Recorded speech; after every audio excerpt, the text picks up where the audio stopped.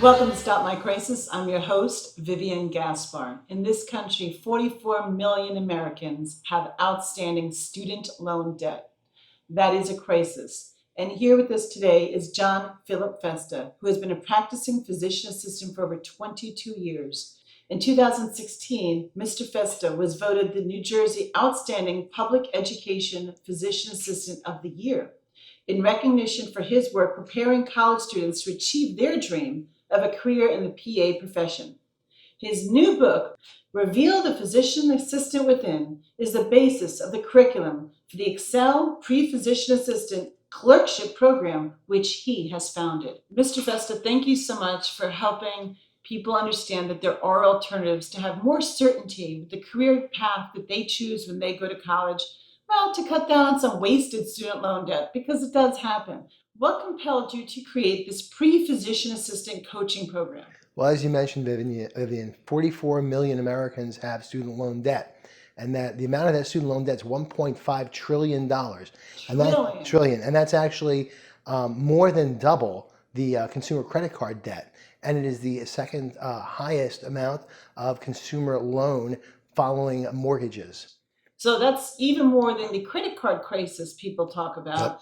And it goes even deeper than the debt. I mean, it's also your time invested. If you start off in one career path and then you change your mind for whatever reason, you now have more time that you have to repeat, not just the amount of debt you accumulate. So it's so much more than just debt, though, because mortgage, at least you're buying a home that you live in for years. It's the roof over your head. And so that you're telling me that this debt represents the course that someone's taking on for their whole career path. Yes. So that's certainly much more important than credit card debt. But I don't know if everybody realizes that, because you're always hearing on TV these ads about consolidating credit card debt. But you're saying this is far more important of a decision. You choose the right path and you're using the money more wisely. Absolutely, because mortgages and other consumer debt is collateralized by your home. But student loan debt is collateralized by your future earning potential, because that is all there is to back that up. And if you have a cosigner, that also jeopardizes their future. I'll give you an example. Students graduating college in 2015 will have to wait until 75 to retire at this point, based on the student loan debt. And then the parents as well, who co-sign that, now also jeopardize their future, which they've worked so hard for, their future retirement. So if for any reason whatsoever, the cosigner, usually the parents, normally, if the student, the child of the parents, for any reason they cannot make their obligation to pay back that debt after they get their degree, the parents are on the hook typically. Yeah. And they have to pay, and these aren't small payments. What do the typical payments look like? The average payment is $350 a month. The average loan is $39,000. However, that includes all sectors of education, from one-year programs through 4-year programs. So if you have a 4-year program, clearly your debt is higher. So if you're talking a 4-year program, $350 could be on the low side a month. But if you wanted to be in the medical field, and you know that obviously that's going to, more years of schooling, more debt. What is the average amount of student loan debt for someone who comes out being an MD, for example? Okay, for physicians, student loan debt is typically $400,000. Wow. With the average salary of a physician being $200,000. As opposed to, say, a physician assistant's average salary is about $100,000. And to the high end, after experience, $150,000, and also beyond that, I know physician assistants have been in excess of $200,000, but the student loan debt for physician assistant is $100,000. That's amazing ratios if you think about it. Yep. I mean, for an MD, you're paying $400,000, and your average, people sometimes go into private practice, or they work in a hospital, in a group. I understand there's different ways they can work. But to make $200,000, we're obviously talking about a gross salary, and you have obviously life. And I've actually met people in their 40s and 50s who are doctors, MDs, still paying off their student loan debt. Yeah, absolutely. Is that typical? Yeah, I mean, absolutely. And even if you're in private practice, for example, where your income is going to be higher, your expenses are higher. You have to worry about workers' comp, staffing, rent, malpractice insurance. Of course, yeah. And if you're in private practice, you're paying that yourself, as opposed to working for a group where you might get a group rate, or a hospital where the hospital picks that up. So but how is it a better idea or a good alternative to be a PA instead? Well, the ratio of debt to income, as you mentioned, is really good. But the profession itself is an excellent profession because it has a great work-life balance. You don't really have to deal with the administrative or business end of medicine as much.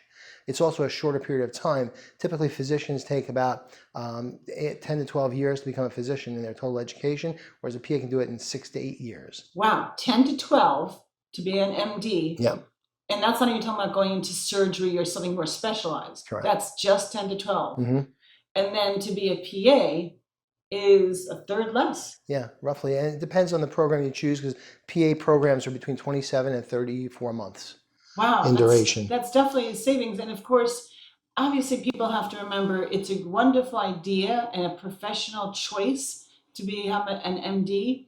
But and typically, if you want to have a family, what happens? That means aren't you putting off starting a family till you're older? And unfortunately, for women, that's the ones who create the Yeah. families. That could potentially pose health risks if you're now starting childbearing time and you're mid 30s or higher. Is that what you've seen? Oh, absolutely. And one of the things that are attractive to becoming a physician assistant is that you have a variety of choices. First of all, as an MD, you are limited to the specialty that you choose, which is great if that's what you want to do for the rest of your life. It's fine. As a physician assistant, however, if you're young coming out of PA school and you're 25 years old and you want to work in, say, cardiothoracic surgery and carry your cell phone, I used to say pager, but there's pagers anymore. So, but you carry your cell phone, 7 days a week, and you want to do that, that's fine. But maybe after 6, 7, 10 years, you don't want to do that anymore. You can then vacationing. How do you vacation relaxed? Well, I mean, you don't have that. You have that hanging over you. Maybe when you're younger, you can do that. But as you get older, you might want to change, or you may have an interest change. The thing about physician assistant, the profession, is that you can go to any specialty that you want. So a good fit for, say, cardiothoracic surgery would be to go into cardiology. So you're not in the OR anymore, you're working in an office, but you could go to dermatology if you wanted to. You can do any switch of specialty. Now, people talk about money as an arbitrary thing. Oh, it's just more, but what is the real effect that you've seen? Because when someone's carrying this level of debt, I mean, there has to be a percentage of these students, for whatever reason, they're now in their 20s, 30s, after they finish school, that for whatever reason, maybe they get sick. People have car accidents, people have diseases that come upon them. There's reasons. That their parents, the co-signers, now have to take over these payments as the co-signer. Sure. What have you seen that the ramifications are of that happening? Well, as I mentioned earlier, one of the ramifications is that the parents now are responsible for the debt, and that's going to put off their retirement. It's going to put off, first of all, their lifestyle, their quality of life. So, when your child is 25 years old, in fact, 25 to 30, 28% of students 25 to 35 years old, graduates, are living home with their parents. So there's that aspect as well. They're probably in their 60s and 35-year-old living at home. Yep, in the basement. Or maybe their old room. Yeah, that's true too. But the thing is that that puts a strain on their ability to save even for their retirement, much less the fact they have to take out of their retirement account, perhaps, to pay this debt down.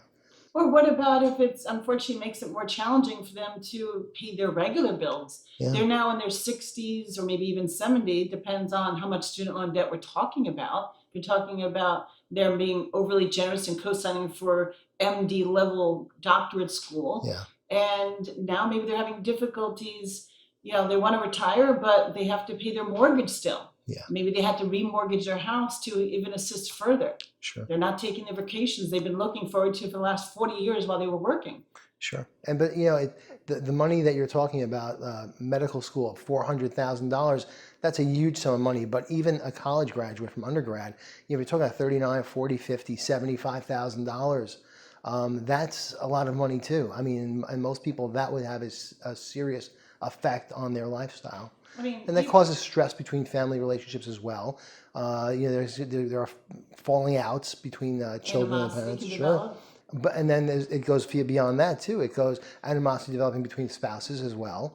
It's not just parents. Parents could start having some animosity toward their kids. What did you do to me? Exactly. How did you affect my life? Exactly.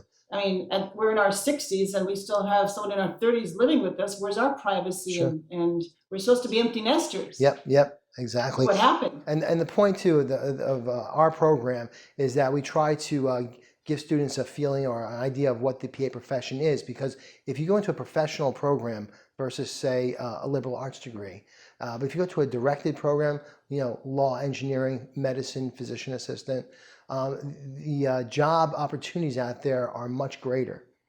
And for PAs, our job opportunities are growing, expected to grow by 30% between 2014 and 2024. Wow, 30%? Yeah. Is that nationwide on average? Nationwide and beyond, they expect as well.